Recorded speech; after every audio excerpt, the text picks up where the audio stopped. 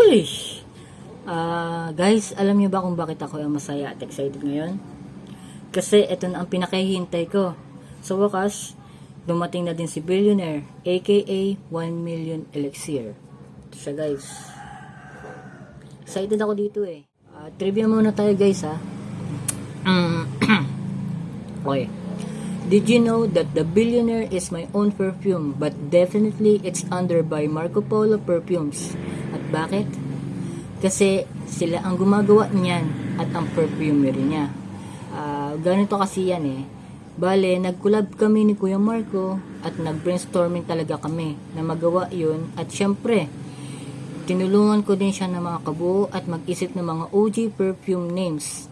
At doon na nabuo ang name ni Billionaire at nakapag-desisyon na namin ni Kuya Marco na tawagin siyang Billionaire. Kasi sa inspire nga siya kay 1 million elixir.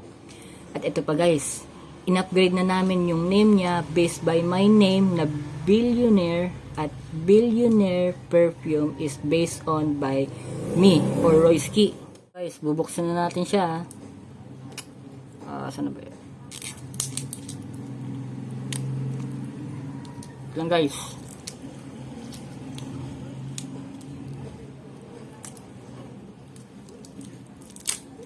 Guys,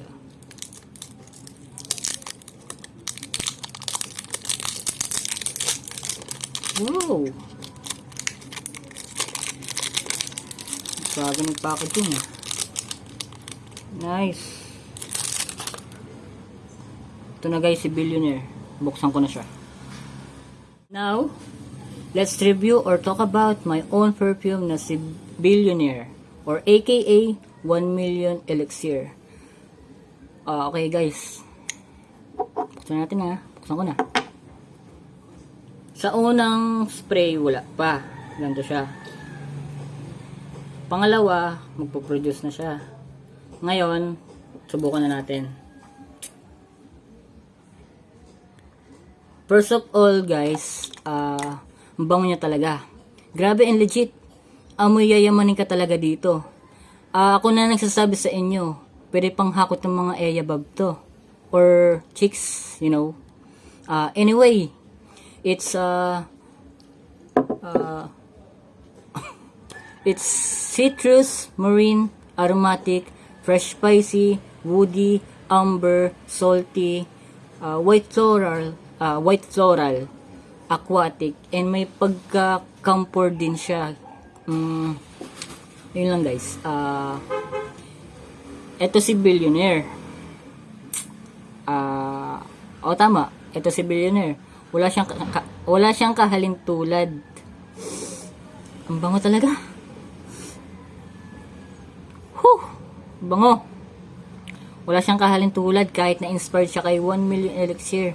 At iba pa rin yung main accords niya kumpara dun sa OG perfume. Ito ang gustong gusto ko eh. Billionaire. At 35% all base pa rin tayo guys ha. And very long lasting talaga. At di ako mapapahiya sa inyo at sa Marco Polo perfumes din. Tsaka nga pala guys, pag nag-dry down tong si Billionaire, may pagka-amoy niya is camphor. Kaya kung ako sa inyo guys, i-check out nyo na si Billionaire at marami ng mga bagong stocks na dumating. At yung mga best sellers, check out nyo na din si Naughty at Viril. Promise, mababango din yan. And feel free to check them out on Marco Polo Perfumes. And that's all. Bye! Guys, sorry for the inconvenience. Pero mali po pala ang main accords na nasabi ko kanina. Ito po pala talaga dapat. Vanilla, fruity, rose, sweet, woody, aromatic, green, powdery, balsamic, and may pagka-floral. Pag nag-dry down po si Billionaire, maaamoy nyo po yung pagka-floral niya. Kasi, ayun talaga yung naamoy ko kanina eh. May pagka-floral scent. Mali talaga, maling-mali. Tama. Pag nag-dry down si Billionaire, yung maamoy nyo po sa kanya is may pagka-floral and balsamic. Yes, tama po. Pero tama yung sinabi ko na pwedeng pang hakot ng eyabab or chicks to. Kasi nagkamali yung perfumery na nag-edit. Hindi so sa main accords ni Billionaire. Pero goods pa rin naman.